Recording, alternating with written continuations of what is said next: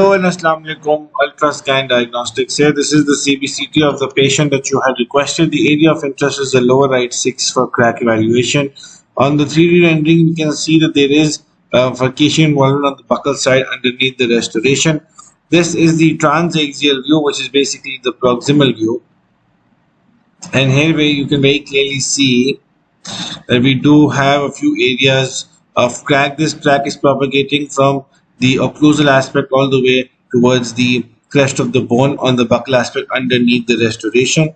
As we move further distally, you can also see that there is bone resorption in the area where the crack gets exposed. Now we move on to the transaxial view, which is basically the proximal view, and this is the lower right 6 in question. Now we're going to take you from one aspect to the other. Now this is the occlusal aspect. Now this is where we see the crack propagating.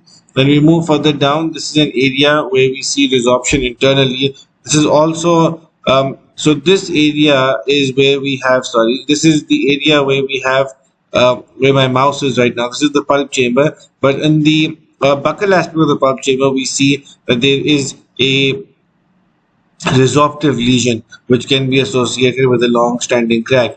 Moving further down, this is another segment where we see the crack, and then we move on